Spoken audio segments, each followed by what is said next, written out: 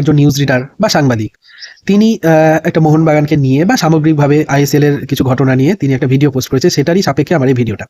সেই ভিডিওতে তিনি বলেছেন যে মোহনবাগানের ম্যাচে রাস্তা অবরুদ্ধ হয়ে যায়, দর্শক সংখ্যা প্রচুর দর্শক আছে, যে ইন্ডিয়ান সুপার লিগের আনসার্টেনিটি পরে যে ইন্ডিয়ান সুপার লিগ স্টার্ট হলো সেখানেও প্রায় 9টা স্পন্সর জোগাড় করে ফেলেছে মোহনবাগান, যেখানে বাকি দলগুলো এত স্পন্সর জোগাড় করতে পারেনি। কলকাতার বাকি দুই প্রধান ইস্টবেঙ্গল এবং মোহামেডান তারা কেন পারছে না?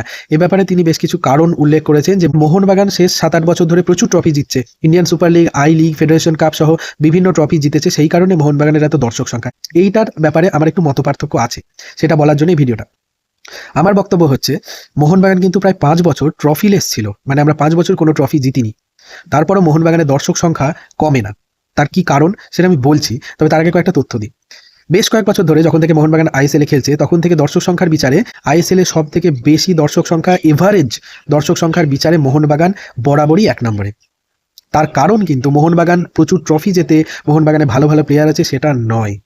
তার কারণ মোহনবাগান এমন একটা খাঁটি ভারতীয় দল, যেটা কোনো সাম্প্রদায়িক বা কোনো সম্প্রদায়কে ভিত্তি করে তৈরি হয়নি, যেটা কোনো সম্প্রদায়কে রিপ্রেজেন্ট করে না। হ্যাঁ, যখন ডার্বি আসে তখন কিছু পরিযায়ী সমর্থক যারা ইস্টবেঙ্গল মোহনবাগান ম্যাচকে ঘটি বাঙালের লড়াই বলে দাগিয়ে দেয়, কিছু মিডিয়া যারা মোহনবাগানকে ঘটিদের ক্লাব, ইস্টবেঙ্গলকে বাঙালদের ক্লাব বলে।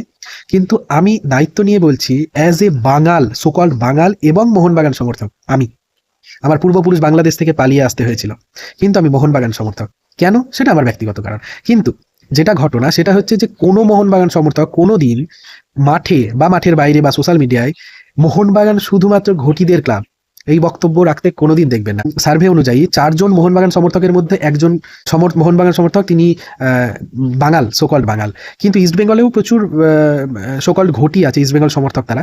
কিন্তু ইস্টবেঙ্গল পুরোপুরিভাবে তাদের সমর্থকদের মধ্যে, তাদের সোশ্যাল মিডিয়া পেজে, তাদের অফিসিয়াল পেজে তারা নিজেদেরকে বাঙাল ব্রিগেড, বাঙাল রক্ত, বাঙাল অহংকার, বাঙাল সব কিছুতে তারা নিজেদেরকে বাঙাল ক্লাব এরকম একটা রিপ্রেজেন্ট করে, যেটা মোহনবাগান কোনোদিন, মোহনবাগান সমর্থক, মোহনবাগান ক্লাব কোনোদিন এটা করে না।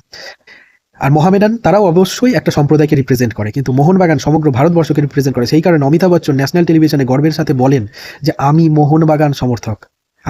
অমিতাভ বচ্চন কিন্তু ঘটি নন।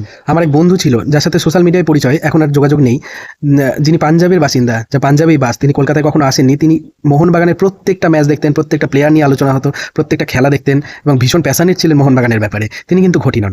তাই মোহনবাগান যেহেতু সমগ্র বাঙালি জাতি, সমগ্র ভারতবর্ষকে রিপ্রেজেন্ট করে, সেই কারণে মোহনবাগান সমর্থক সংখ্যা যে অন্যান্য দলের সমর্থকদের থেকে বেশি হবে সেটা বলার অবকাশ রাখে না। তাই মোহনবাগান শুধু সফলতার কারণে দর্শক সংখ্যা ধরে রেখেছে, এটা যারা মনে করে তারা ভুল।